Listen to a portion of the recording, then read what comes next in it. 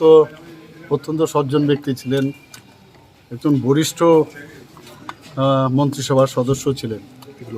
তো যখনই আমি খবর পেলাম, গতকালই আমি গিয়েছিলাম, ওনার সিবিএ হয়েছিল।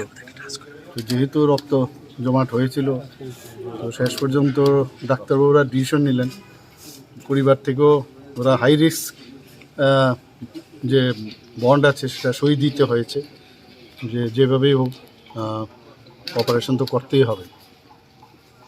কিন্তু অবস্থা ভালো ছিল না, তবু একটা লাস্ট ট্রাই ডাক্তারবাবুরা করেছেন। ওখানে নিউরো সার্জনের সাথে আমি কথা বলেছিলাম, কিন্তু আজকে সকালে 2:45 উনি পরলোক গমন করেছেন। তো আমাদের জন্য এটা একটা বিশেষ এটা স্যাড নিউজ আমাদের জন্য, সবার জন্য, সমস্ত ত্রিপুরাবাসী, জাতি জনজাতির নেতা হিসাবে যদি কেউ জানে সেটা হচ্ছে এনসি দেববর্মা। আমাদের অ্যালায়েন্স পার্টনারের আইপিএফটির উনি প্রেসিডেন্টও ছিলেন।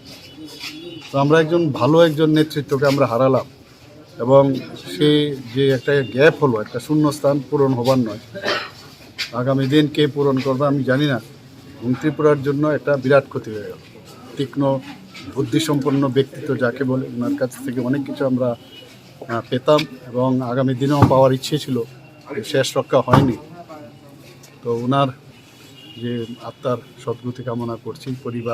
পরিবহনের সাথে কথা বলেছি, ওনাদের প্রতি আমার সমবেদনা রইল, এবং আমরা 3 দিনের আমরা স্টেট মর্ন ঘোষণা করেছি। আগামীকাল 1 তারিখ, 2 তারিখ, 3 তারিখ, এবং আগামীকাল ছুটির দিন আমরা ঘোষণা করেছি।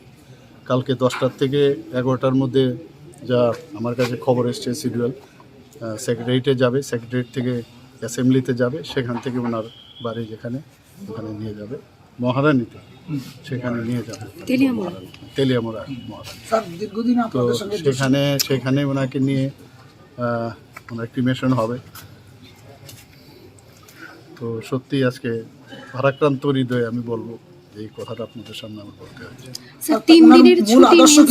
3 দিনের স্টেট মর্ন হবে, আর 1 দিনের কালকে ছুটি আছে। স্যার, ওনার মূল আদর্শ কি ছিল? ওনাদের তো একটা আলাদা ডিমান্ড ছিল, কিন্তু ডিমান্ডটা সরিয়ে উনি যে কমন যে মিনিমাম প্রোগ্রাম যেটা ছিল সবার জন্য, সেই দিকে উনি বলছিলেন যে তাতেও আমরা সামনের দিকে এগিয়ে যাবো। ভালোই চলছিল, প্রায় 5 বছর হতে চললো আমাদের মন্ত্রিসভা, এবং বরিষ্ঠ মন্ত্রিসভার সদস্য। তো বললাম, ওনার যে চেয়ার সেটা পূরণ হওয়ার না, তো ওনার যে আদর্শ সেটা আগামী দিন ওনাদের যে পার্টির লোক আছে বা আমরাও সেই আদর্শকে সামনে রেখে নিশ্চয়ই আমরা সামনের দিকে এগিয়ে যাব। Thank you sir.